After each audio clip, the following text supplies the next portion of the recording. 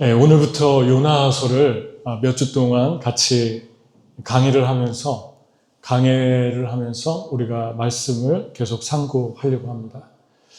요나서는 기원전 760년경에 쓰여졌습니다. 네, 저자는 역시 요나고, 그리고 요나는 지금의 이라크 모술인 아시리아의 니느웨 수도였죠. 거기로 가라는 하나님의 말씀을 듣게 됩니다. 그렇지만 그 당시에 아시리아가 이스라엘을 수치를 주고, 그리고 또 약탈하고, 그 약탈과 수치가 너무 잔혹했기 때문에 요나가 그것을 거절하고 이제 다시스, 지금의 스페인으로 추정을 하고 있는데, 요빠로 내려가서, 요빠는 텔아비브입니다. 그래서 텔아비브로 내려가서 스페인으로 가는 배를 타게 됩니다. 그러면서 일어난 일이 바로 오늘 말씀입니다. 근데 우리가 한 가지 이 말씀을, 이제 성경을 본문에도 집중해야 되지만 전체적인 다른 성경, 그걸 숲이라고 하죠. 숲과 본문의 구체적인 또 나무 하나하나를 만지는 두 가지를 동시에 같이 해야지만 우리가 건강하게 바르게 성경을 해석할 수 있습니다. 다른 성경 열왕기하 14장 25절에 보면은 요나는 이미 활동을 하고 있었어요. 니느웨로 가기 전에. 그 말씀이 이 말씀에 나오는데, 여로보암 2세 북이스라엘의 13번째 왕입니다. 그 13번째 왕에 어떤 일이 있었냐면, 이스라엘의 하나님 여호와께서 그의 종 가드 헤벨 아미떼의 아들 선지자 요나를 통하여 하신 말씀과 같이 여로보암이 이스라엘 영토를 회복하되 하맛 어귀에서부터 아라바 바다까지 하였으니, 그러니까 요나가 소망적인 예언을 하던 사람이었다는 것을 알게 됩니다. 이미 북이스라엘에서 하나님이 요나를 선지자로 사용하고 있었다. 그래서 하마드에서 아라바라는 것은 그냥 쉽게 얘기하면 이스라엘의 최북단에서 최남단은 아니죠. 거의 사해까지니까 거기까지 하나님의 영토를 확장할 것이다. 그런 소망적인 메시지를 전하던 사람이었습니다. 그런데 전혀 예상하지 못한 곳으로 가라고 한 곳이 바로 니느웨죠. 니느웨로 가려고 이제 가라고 했을 때 제일 먼저 표현되는 게 요나가 하나님의 얼굴을 피했다. From the presence of God, 그렇게 나옵니다. Presence of the Lord. 그러니까 하나님의 얼굴, 하나님의 임재를 피해서 도망갑니다. 그래서 하나님의 임재를 얼굴로 표현했는데, 그 말이 2번이나 반복되죠. 그런데 우리가 생각할 때, 요나는 당연히 이스라엘을 괴롭히고 힘들게 하는 아시리아라고 하는 사람들이 밉겠다. 그리고 그 나라가 싫어서 하나님의 말씀을 하나님을 떠나서 도망갔구나. 그렇게 생각할 수 있습니다. 그런데 그게 아니고, 성경을, 요나서를 다 읽어보면 요나가 하나님의 얼굴을 피한 것은 하나님 때문이었어요. 그 증거가 4장 1절, 2절에 나옵니다. 마지막 장, 요나서. 일이 이렇게 되자, 알기 쉬운 성경으로 제가 읽어볼게요. 일이 이렇게 되자 요나는 몹시 마음이 상하고 화가 났다. 요나가 하나님께 불평을 터뜨렸다. 주님, 제가 저의 나라에 있을 때 말한 그대로 되지 않았습니까? 주께서는 자비로우시고 너그러움이 넘치시며 화를 잘 안 내시는 분이십니다. 게다가 사랑도 많은 분이십니다. 그러니 사람들에게 벌을 내리려는 마음을 곧 바꾸시리라는 걸 알고 있었습니다. 그래서 제가 처음에 다시스로 도망치려 했던 것입니다. 그러니까 일단 니느웨라고 하는 나라, 자기 나라를 괴롭히는 사람들이 미운 거는 둘째치고, 하나님이 그 사람들이 돌아오면 받아줄 것에 대한 하나님의 사랑, 하나님의 은혜, 하나님의 자비가 싫었던 거예요. 그래서 하나님이 싫어서 하나님을 떠납니다. 여러분, 이것을 우리가 보면서 한 가지 생각해 볼 수 있는 것은 예수님을 믿고 우리는 때로 다양한 부류의 사람들을 경험합니다.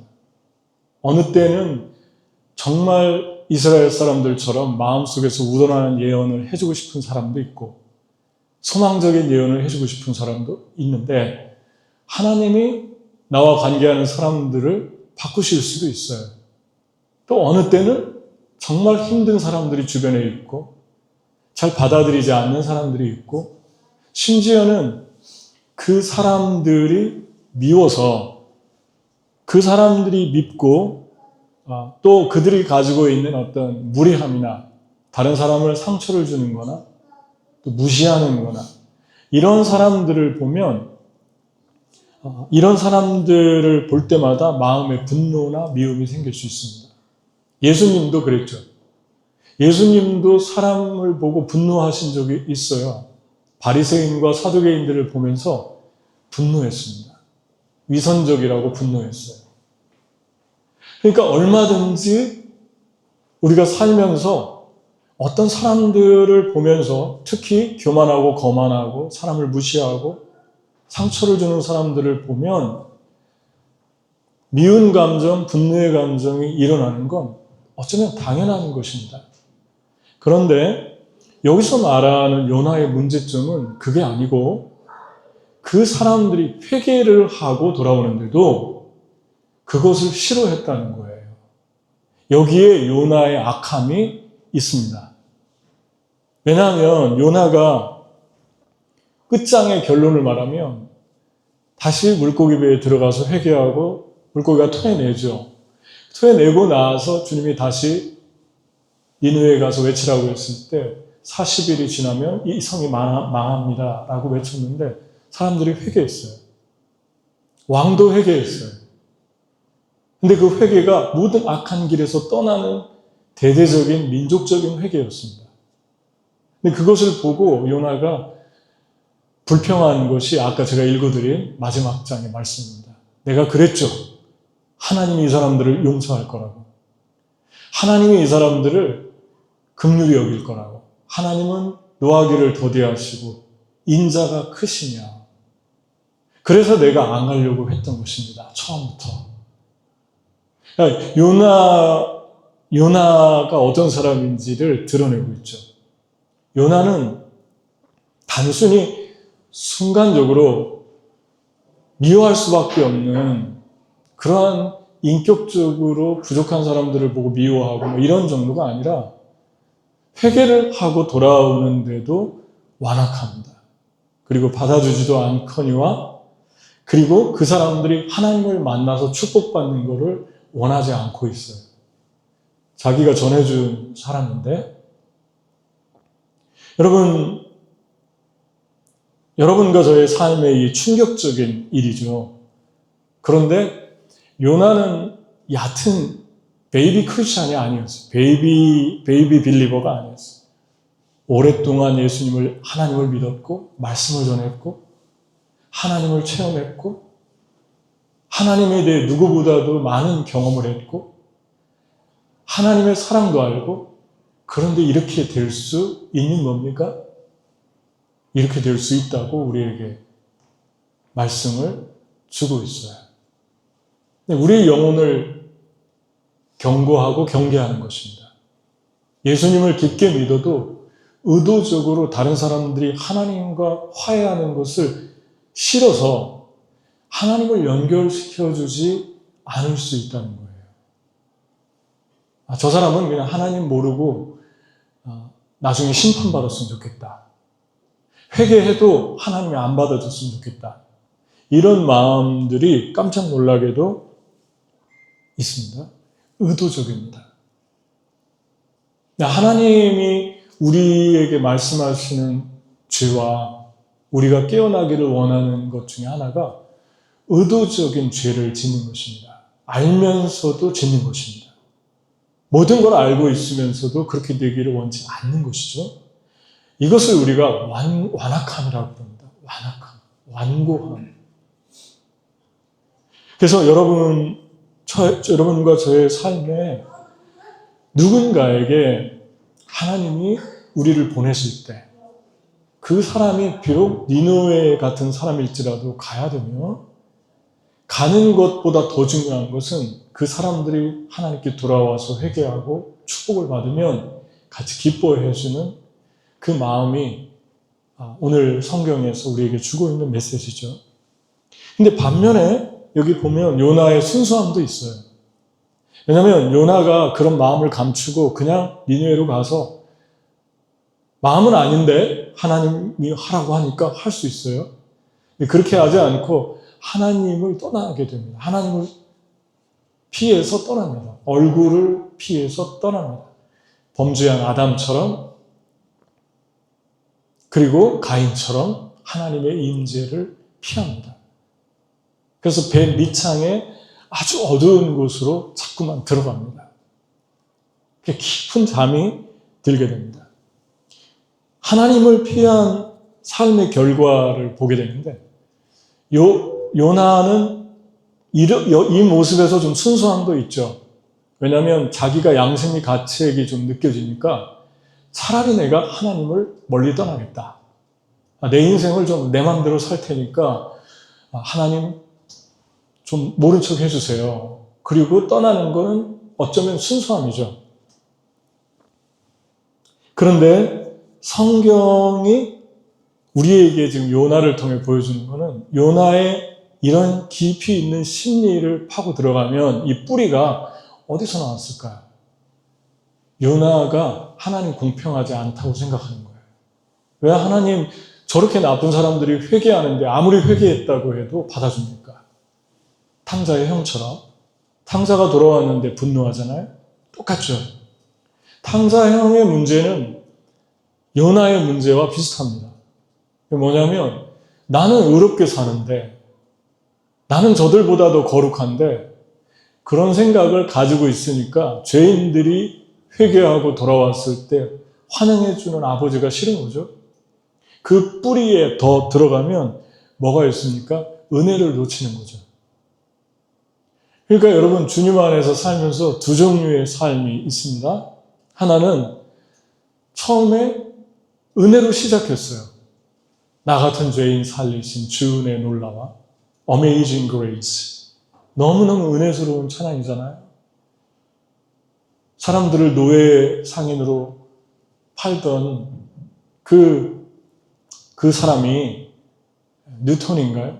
그 사람이 나중에 변화돼서 예수님 믿고 회개하면서 쓴 찬양이 Amazing Grace, 나 같은 죄인 살리신 주 은혜의 놀라와. 나 이제 생명을 얻었고 내 죄를 용서받았다. 예수님의 십자가를 붙들고 시작해서 점점 가다가 시간이 지나면서 율법으로 빠지는 경우가 있습니다. 언제부턴가 그러면 이렇게 돌아오는 사람들이 싫은 거예요. 받아주는 아버지도 싫은 거죠. 이것을 일컬어서 바울이 이렇게 표현했습니다. 너희가 이같이 어리석으냐? 성령으로 시작하였다가 이제는 육체로 마치겠느냐? 갈라디아서의 주제입니다. 갈라디아서 3장 3절. 그런데 율법으로 시작해서 점점 은혜스러워진 삶도 성경에 있어요. 그게 나다니엘이고, 예수님의 제자 중에 젤롯 땅, 많이 나오진 않는데 젤롯 땅 시몬이라는 사람 들어봤죠? 베드로 이름도 시몬인데 시몬이 둘이었어요. 근데 항상 둘을 구별하기 위해서 젤롯 땅 시몬 그랬어요. 젤롯 땅은 뭐냐면 철저한 율법주의자들이었습니다. 극단적인 율법주의자였어요. 특히 그래서 이스라엘의 성전주의라고도 하는데, 이스라엘의 성전을 모독하거나 율법을 모독하는 사람들을 죽이기까지 하고 암살하는 그런 단체였습니다. 근데 그 중에 한 명이 예수님의 제자가 된 거예요. 이 사람이 시간이 지나면서 그런 모습을 보였다는 게 성경 어디에도 기록되어 있지 않습니다. 예수님 하늘로 승천하시고 사도행전 1장에 보면 12명의 제자의 이름을 나열하는데 11명을 나열하죠. 가룟 유다가 죽었으니까 그 이름에 젤롯 땅 시몬이 계속 나옵니다. 조용합니다. 잠잠합니다. 그리고 깊이가 있습니다. 변한 거예요. 은혜스럽게 변한 거예요. 이 사람들은 과격투사였어요. 그런데 너무 온순해지고 그 온순해진 모습이 드러나지 않는 거예요. 성경에서도. 그게 변화입니다. 은혜스러워진 거예요. 우리는 성령으로 시작해서 육체로 마치는 사람들인가? 아니면 율법, 육체로 시작해서 나의 의로 시작해서 예수님의 의로 점점 은혜스러워져 가고 있는 사람들인가? 그것을 여기 이 말씀에서 보여주고 있습니다. 바울이 이렇게 얘기하죠. 그러나 내게는 우리 주 예수 그리스도의 십자가 외에 결코 자랑할 것이 없으니 그리스도로 말미암아 세상이 나를 대하여 십자가에 못 박히고 내가 또한 세상을 대하여 그러하니라. 그러니까 나는 예수님과 함께 십자가에 못 박힐 때 세상은 나에 대해 죽고 나는 세상에 대해 죽었다. 십자가에서. 세상의 정욕이나 유혹이 나를 넘어뜨리려고 다가오지만 완전히 넘어뜨릴 수 없는 거죠. 왜냐하면 내 안에 십자가의 능력이 계속 살아서 역사하는 거예요. 계속 주님께로 나를 인도하고 넘어지면 다시 일어나게 하고 그러면서 더 변화되게 하고 성화되게 하고 이게 십자가의 능력입니다. 우리는 어떤 그리스도인인가? 하나님 얼굴을 떠난 요나의 삶에 나타난 현상들 두 가지 결과를 보게 됩니다. 첫 번째는 깊은 잠을 자고 있죠. 왜냐하면 그 배에 타고 있는 사람들이 폭풍이 와서 다 죽게 되니까 자기 신의 이름을 각각 불렀어요. 하나님 믿는 사람들이 아니고 유대인들이 아니라고 볼 수 있죠. 외국인들이에요. 다시스로 향하는 배니까 그러겠죠. 그런데 요나는 배 밑에서 깊은 잠에 들어가지고 선장이 내려와서 너는 누구냐? 너도 좀 일어나서 너의 신을 좀 불러봐라. 우리를 좀 살려줄 수 있도록. 그 얘기를 할 정도로 깊은 잠에 빠졌죠. 깊은 잠에 빠졌다라고 할 때 생각나는 분이 있죠. 예수님이죠. 예수님이 거라사 귀신 들린 자기 몸을 자해하고 쇠사슬에 묶여있고 소리 지르고 그 귀신을 쫓아내주기 위해 떠날 때 가다가 풍랑을 만났고 풍랑을 만나는데 예수님이 너무 피곤해서 잠이 들었어요. 그때 제자들이 와서 예수님 깨우죠. 예수님이 일어나서 믿음을 책망하시면서 바다를 잠잠케 하십니다. 폭풍을. 그런데 요나는 반대의 잠을 자고 있죠. 예수님은 사람을 살리러 가다가 자고 있는데 요나는 사람을 살리지 않고 죽이는 삶을 선택했죠. 가서 얘기해 주지 않으면 그 사람들 다 죽으니까 하나님 심판받기를 원했던 거죠. 그 잠을 자고 있죠. 두 종류의 잠을 우리에게 보여줍니다. 여러분, 왜 우리가 영혼을 살리려고 합니까? 영혼을 살리려고 하는 이유는 우리가 영혼이 살아나는 체험을 했기 때문이죠.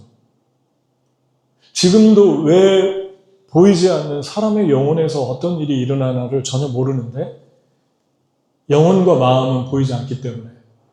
근데 왜 그렇게 한 사람의 영혼이 살아나기를 원하는 것입니까? 한 사람의 영혼이 왜 그렇게 하나님의 은혜를 받기를 원하는 것입니까? 체험했기 때문에 그래요. 내 영혼이 살아날 때 어떻게 내 육체까지 변화되는가? 어떻게 내 영혼의 깊은 상처들이 치유되는가? 어떻게 내 영혼 속에 가지고 있었던 도저히 해결할 수 없었던 깊은 죄책감이, 우울이, 나를 묶고 있었던 것이 풀려지면서 떠나가는가? 그것을 경험했기 때문에 한 영혼이 살아나기를 원하는 열정을 우리가 갖는 것입니다. 세상에서 이것만큼 가치 있는 일이 있을까? 저는 없다고 믿는 사람이에요. 저는 이 세상에 이것보다 가치 있는 일이 없다고 믿는 사람이에요. 여러분도 그렇게 믿습니까? 우리의 영혼이 낙담됐을 때, 우리의 영혼이 깊은 절망에 있을 때, 배 밑창에 있는 것처럼 빛도 하나 들어오지 않는 숨막힘 속에 있을 때 순식간에 주님이 나를 찾아오셔서 아무것도 잘한 게 없는데 주님 앞에 무릎 꿇을 힘도 없는데 주님이 찾아오셔서 내 등에 손을 얹고 나를 안고 나를 품고 내 영혼이 그 깊은 주님의 임재로 들어갈 때가 있습니다. 그리고 거기에서 한없는 하나님의 치유와 회복이 일어나는 걸 경험하죠. 이러한 생명이 어디에서 올까? 이러한 하나님의 축복이 어디에 있을까? 오직 예수 안에밖에, 오직 성경 안에, 오직 성령과 하나님과 안에 밖에 없습니다. 그래서 여러분과 저의 삶은 이런 놀라운 하나님의 은혜를 경험해서 잠을 자도 깨어있는 것이죠. 근데 깊은 잠에 주님을 떠난 상태로 깊은 잠이 들면 잠을 자도 많이 쉬어도 많이 놀아도 육체적으로 많이 편해도 우리의 영혼에 쉼이 없습니다. 우리의 영혼에 만족도 없고 쉼도 없죠. 풀어짐도 없습니다. 불안하고 두렵고 악인은 쫓아오는 자가 없어도 두려워하지만 쫓아오는 자가 없는데 걱정할 게 없는데 두려워하지만 의인은 사자처럼 담대하다. 이 전도서에 있는 말씀, 잠언서에 있는 말씀이죠. 의인이 누굽니까? 주님 원하는 것, 사람 살리는 거 하는 사람이죠. 예수님 안에 있는 사람이죠. 두 번째 보면 하나님의 얼굴을 떠났을 때 찾아온 것이 7절에 나옵니다. 폭풍이 일어나는데 그들이 서로 이르되 자 우리가 제비를 뽑아 이 재앙이 누구로 말미암아 우리에게 임하였나 알아보자 하고 곧 제비를 뽑으니 제비가 요나에게 뽑힌지라. 그때 당시는 돌멩이를 통에다 넣고 돌려가지고 뽑기로 했어요. 그래서 뽑히면 그 사람이 어떤 일에 주범이 되는 거예요. 근데 성경에 이 방법을 민수기에 보면은 하나님도 사용했습니다. 제비 뽑기에서 뽑히는 거를 하나님이 사용했어요. 근데 놀랍게도 요나가 걸렸어요. 그러니까 정확하게 요나 때문에 이 풍랑이 일어났다고 볼 수 있습니다. 근데 여기에서 한 가지 놀라운 거는 요나는 그냥 하나님을 떠나고 싶었어요. 요나가 자기가 만나는 사람을 괴롭힐 마음도 없었고 또 자기 때문에 곤란을 겪는 일도 원치 않습니다. 그런데 하나님의 얼굴을 피해서 떠나니까 요나의 삶에 어떤 일이 일어나고 있죠?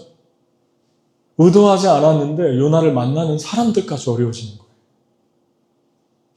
여러분, 흉년이 들었을 때 탕자가 간 것입니까? 탕자가 간 땅에 흉년이 든 것입니까? 성경은 탕자가 가고 나서 그 땅에 흉년이 들었다고 얘기합니다. 예수님 말씀이 맞잖아요? 너희가 나를 떠나서는 아무것도 할 수 없다. 나를 떠나서는 너희가 아무것도 할 수 없다. 오직 너희가 내 안에 있을 때 과실을 맺을 수 있다. 무엇을 말하고 있는 것입니까? 무엇을 하는 것보다 어디에 있는가, 존재를 말하고 있는 거예요. 우리는 무엇을 하는 것보다 어디에 있는가, 존재에 대해서 항상 먼저 생각해야 됩니다. 하나님이 우리에게 원하는 건 무엇을 하는 것보다 그것도 중요하지만 나는 지금 어디에 있는가. 여러분, 요한복음 15장 1절, 2절 자세히 보면 2절일 거예요. 나는 참 포도나무요 내 아버지는 그 농부니 너희는 가지라. 가지가 내 안에 있지 아니하면 절로 과실을 맺을 수 없나니 과실을 맺지 아니하는 가지마다 아버지께서 재버리십니다. 근데 여기에 보면은 내 안에 있는 너희는 가지인데 내 안에 있다. in me로 나와 있어요. in me. in me인데 헬라어도 마찬가지입니다. in me로 나와 있는데 주님 안에 있는데 열매를 맺지 못하면 재버리겠다? 그러니까 주님 안에 있어도 두 종류의 사람들이 있는 거예요. 분명히 in me라고 했는데 열매를 맺지 않으면 재버리겠다 그러거든요. 그러니까 주님 안에 있는데 두 종류가 있어요. 하나는 주님 안에 있는데 주님과 관계가 없는 삶을 사는 거예요. 교제도 안 하고 주님과 교통도 안 하고 아무런 교감을 못 느끼는 거예요. 주님하고. 근데 또 한 류의 사람은 주님과 계속 교제하는 사람, 열매를 맺는 사람. 그럼 주님 안에 있다는 것이 뭘까요? 요한복음 15장 자세히 보면 주님 안에 있는 사람들 세 가지 특징을 얘기합니다. 하나는 내 말이 너희 안에 거하면 너희가 내 안에 있고 내가 너희 안에 있을 것이다. 말씀이 있어요. 내면에. 말씀을 좋아해요. 말씀을 사랑해요. 주님 안에 있다. 두 번째는 love each other. 이것이 나의 명령이다. 내가 아버지의 계명을 지켜서 아버지의 사랑 안에 거하는 것처럼 너도 내 계명을 지키면 너희도 내 사랑 안에 거하리라. 주님 안에 있는 사람들은 서로 사랑하는 거예요. 여러분과 제가 대단한 일 안 해도 서로 사랑하면 주님 안에 있는 거예요, 지금. 여러분 서로 사랑하십니까?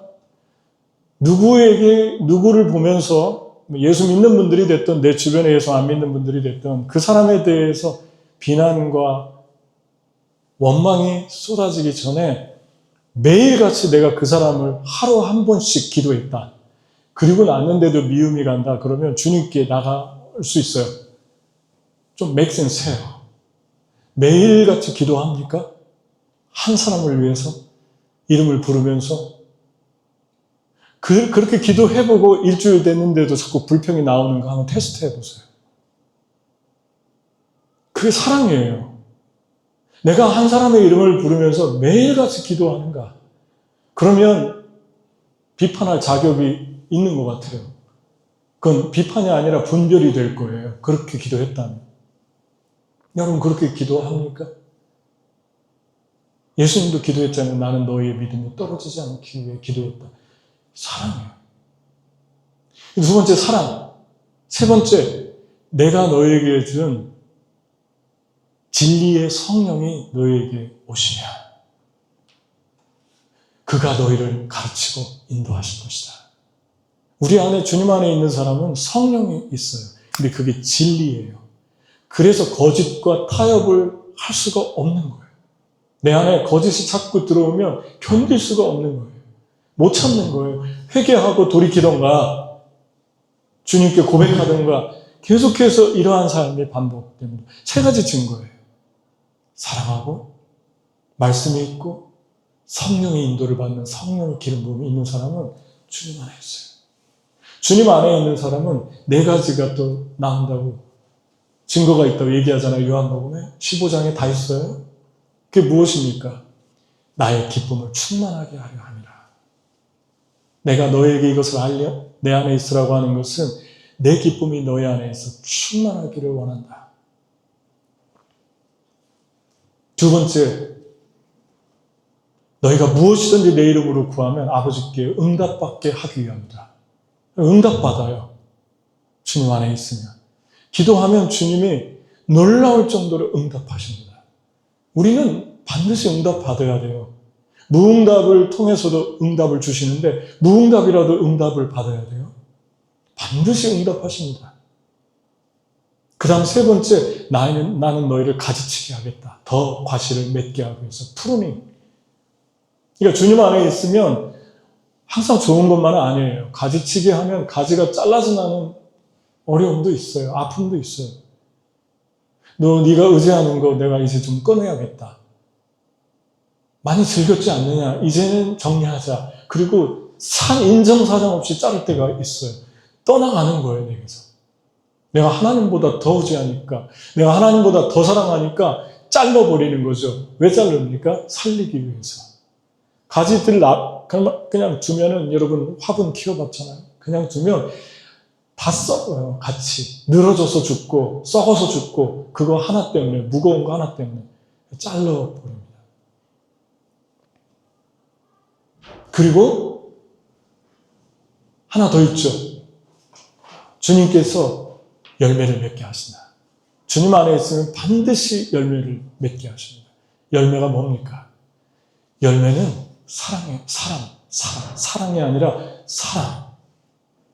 예수님은 처음부터 끝까지 사람을 위해서, 사람을 위하여, 사람을 통해서, 사람에 의해서 살다가 죽었어요. 사람을 사랑한다? 사람에 관심이 많다? 그러면 된 거예요. 여러분 자녀가 사람에 관심 있게 하세요. 세월이 가면 갈수록 이 세상은 요한계시록에 나오는 짐승의 숫자, 그 666이 뭘까요? 666은 짐승이에요. 사람이 사람을 사랑하지 못하게 하는 거예요. 사람이 기계를 사랑하고 사람이 인격 아닌 걸 사랑하고 그 뒤에 조종하는 게 사단입니다. 적그리스도입니다. 앞으로 더 심해질 겁니다. 사람은 기계 때문에 사람을 멀리할 거예요. 사람이 싫어질 거예요. 지금도 그럽니다. 사람을 사랑하세요. 사람을 가까이 하는 걸 가르치세요. 주님 안에 있는 거. 그러면 내가 가는 곳에 내 존재만으로도 사람들이 사랑합니다. 그 증거 하나가 다시 말하지만 나사로잖아요. 나사로가 죽었다가 살아나서 한 일이 뭡니까? 예수님 옆에 앉아있는 것밖에 없었잖아요. 예수께서 거기서 예수를 위하여 잔치할 때 마르다는 이를 보고 나사로는 예수와 함께 앉은 자 중에 있더라. 나사로 까닭에 많은 유대인이 가서 예수를 믿음이라. 나사로는 천국에 들어가면 더 좋았을 뻔했는데 예수님이 굳이 살려놨어요. 그런 생각 해보셨죠? 그냥 죽어서 천국에 가면 얼마나 좋을까요? 뭐 이 땅에 와서 또 비교도 안 되는 이 땅에 또 살아야 됩니까? 근데 이 땅에 와서 나사로가 한 것은 또 별로 없어요. 그냥 예수님 옆에 앉아있는데 나사로 보고 믿는 거예요. 이게 예수님 안에 있는 자들에게 주시는 축복입니다. 이 축복의 어마어마함을 여러분 아시겠습니까? 이 축복의 깊이를 알겠습니까? 넓이를 알겠습니까? 그냥 하나님이 내가 그분 안에만 있으면 그냥 대단한 일 안 해도 내가 있는 곳, 내가 만나는 사람들이 사랑하는 거예요. 내가 말씀 안에만 있으면, 내가 그냥 사랑만 하면, 내가 누구에게 불평이 나오려고 하고 원망이 나오려고 했는데 그 사람 이름을 부르면서 일주일 동안 기도를 하면 주님이 살리시겠다는 거예요. 내가 성령 안에만 있으면 성령으로만 살면, 성령님을 인정하면 살리시겠다는 거예요. 그것이 지금 요나가 놓치고 있는 것입니다. 첫 번째는 죽음의 잠을 자고 있었고, 두 번째는 주변 사람들을 죽이고 있었고. 근데 우리는 주님 안에 거하면 이 반대로 살 수 있다. 마지막으로 어떻게 주님이 요나를 회복시켰을까? 간단합니다. 요나가 이렇게 얘기해요. 나를 바다에 던져라. 제비 뽑고 나서 나를 바다에 던지면 풍랑이 잔잔해질 거다. 이거 전부 다 나 때문이다. 사람들이 놀랍죠. 요나가 마음만 먹었는데 요나를 살리려고 그래요. 우리 그렇게 할 수 없다.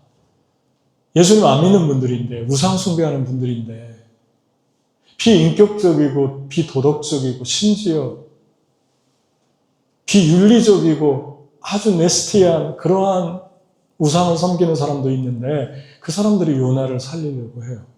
이게 첫 번째 나타난 변화입니다. 여러분, 세상은 돌을 던질 대상을 찾아요. 그렇죠? 그런데 그리스도인은 주님을 만난 사람들은 깊이 들어갈수록 자기를 던지라고 그럽니다. 이게 복음입니다. 내가 회개해야지. 내 눈에 들보가 더 크지. 처음은 그렇게 생각하지 않을 수 있어요. 그럴 수 있어요. 그런데 다시 또 묵상하고 주님 말씀으로 들어가고 깊이 주님과 혼자 주님 앞에 얼굴 앞에 무릎 꿇으면 주님이 내 마음에 보여주십니다. 아, 내 들보가 더 크구나. 그래서 나를 던지라고 합니다. 너를 던져라, 저 사람을 던져라 그러지 않습니다. 복음은 한 사람부터 시작하는데 한 사람의 회개부터 시작합니다.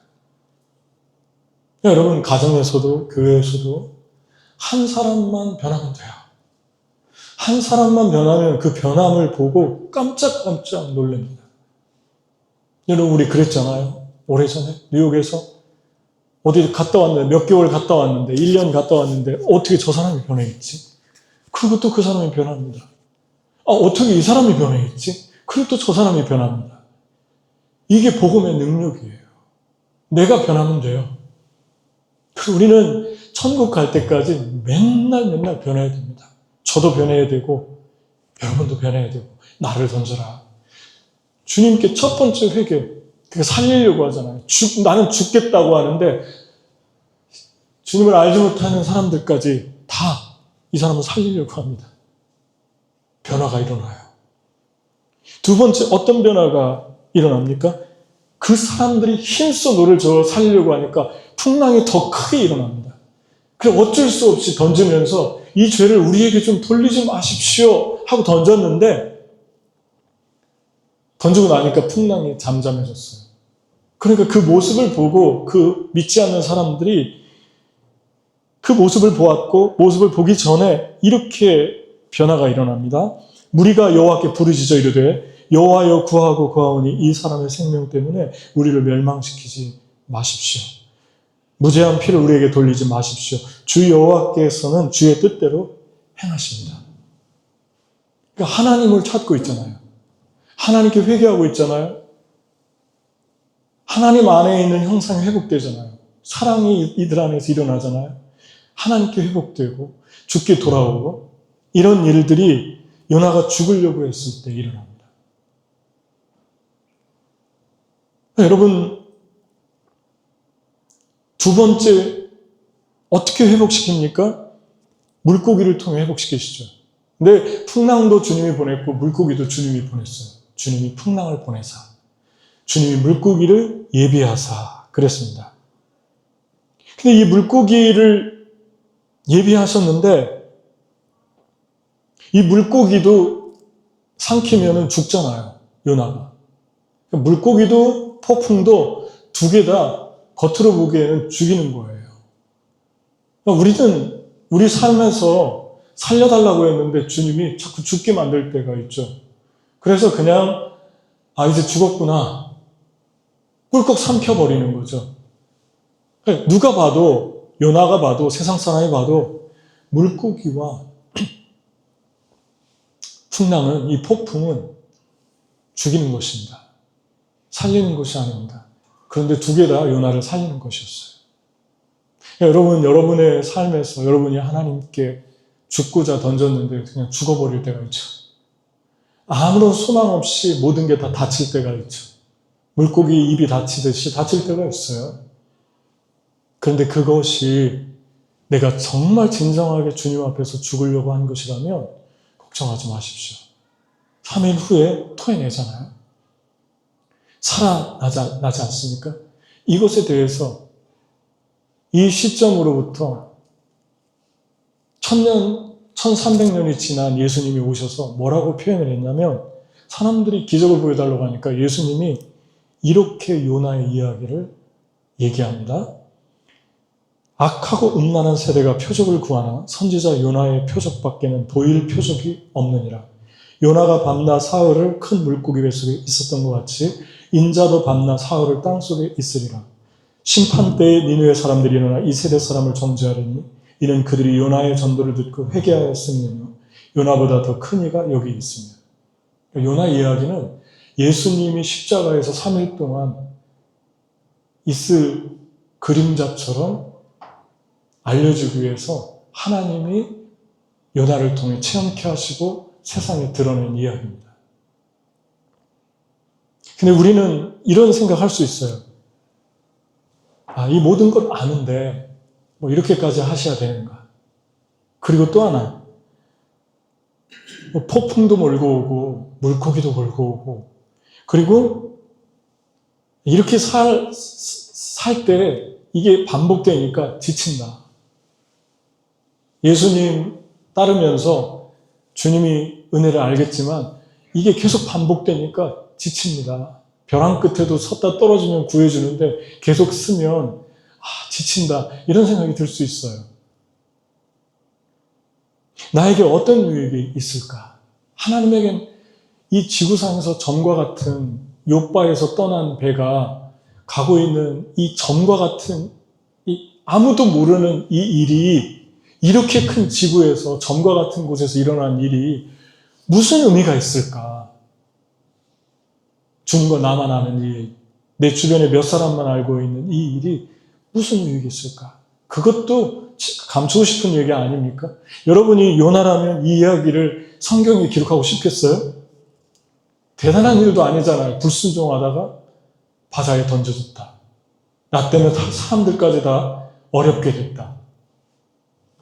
그런데 왜 이 이야기가 과연 성경에 올라간 걸까요? 왜 이 이야기가 2800년 후에 우리가 읽어야만 하는 이야기가 됐을까요? 주님이 우리에게 주시는 메시지는 요나의 갈등은 단순한 갈등이 아닙니다.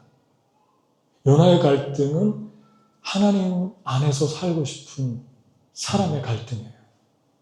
하나님 뜻대로 살기 위해서 갖는 고뇌예요.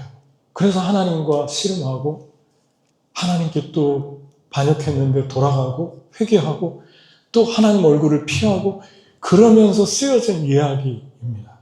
네, 하나님은 놀랍게도 그런 내가 생각할 때는 드러내고 싶지 않은 유치한 일 같은데 그런 일까지도 성경 이야기로 내세울 만큼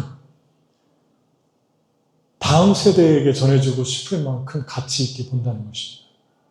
그러니까 주님 안에서 갈등하고 주님 안에서 힘들어하고 주님께 의문을 던지고 주님과 좀 고뇌하고 생각하고 이러하면서 알아가는 주님의 이야기를 여러분 소중하게 생각하세요. 하나님이 그런 모든 이야기들을, 여러분의 스토리들을 하나님이 섭리가 있어서 주신 것입니다. 이 땅에 우연은 아무것도 없어요. 이해할 수 없는 아픔, 이해할 수 없는 그 어떤 고민? 나는 주님을 위해 사는데, 주님 따르는데 왜 저렇게 악한 사람들도 겪지 않는 어려움들을 겪어야만 할까? 그런 생각이 들 때가 문득문득 있을 것입니다. 그런데 중요한 것은 예수님 안에서 하는 갈등이에요. 예수님 따르다가 겪는 갈등이에요. 그리고 질문들이에요. 그러한 모든 것 속에 하나님의 계획, 2700년이 지나도 잊혀지지 않게 하시는 하나님 사용하시는, 요나가 알았을까요? 2700년 후에도 이 이야기가 계속되었다는 걸 아마 꿈에도 생각 못했을 거예요. 그것이 우리에게 주신 하나님의 응답입니다. 요나 물고기 속에 들어가는 거 정말 이게 가능할까요? 살아나는 거? 하나님 이걸 보여주시기 위해서 그러셨는지 한 두 가지 케이스가 있어요. 1891년 영국의 고래잡이 배에서 제임스 배틀리라는 사람이 실수로 물고기 배에 낚시하다가 딸려 들어갔대요. 근데 정확하게 36시간을 배에서 있다가 나중에 그 고래를 잡아가지고 배를 해체하는데 거기서 완전히 위산의 표백이 돼가지고 살아난 일이 기사에 있습니다. 근데 그거보다 더 정확한 얘기가 마이클 패컴이라는 사람인데 2021년 매사추세츠에서 한 30초에서 40초 정도를 고래 뱃속에 들어갔어요. 위장 속에. 그 랍스터 다이버인데 그런데 고래가 토해냈어요. 한 3, 40초 만에. 비슷한 이야기죠. 하나님께서 이러한 일들을 보여주신 것 같아요. 일어날 수 있어요. 같이 기도하겠습니다. 적용하자면 우리 눈을 감고 한번 들어보세요. 나는 그분의 임재 안으로 들어가기 위해 무엇을 하기 원하는가? 그냥 우리가 할 것은 던져라는 거예요. 예수님 안에 들어가는 것입니다. 나를 던지는 것입니다. 내가 먼저 하기 원하는 것이 무엇입니까? 나를 던져라는 것은 내가 먼저 하기 원하는 것. 주님이 내가 먼저 하기 원하는 사랑, 내가 먼저 하기 원하는 회개, 내가 먼저 바꾸기 원하는 습성들 뭘까? 세 번째 한번 적용해 보십시오. 여러분 삶에 지금 보이지 않지만 물고기는 처음부터 그 배를 따라왔어요. 보이지 않을 뿐이에요. 이 물고기가 보이는 순간은 저 여러분이 던져질 때예요. 회개할 때예요. 그때 주님의 물고기가 보일 것입니다. 수면 위로 드러날 것입니다. 이것이 죽음의 능력, 예수 안에서 나를 십자가에 못 박히는 권세입니다. 우리 같이 기도하겠습니다.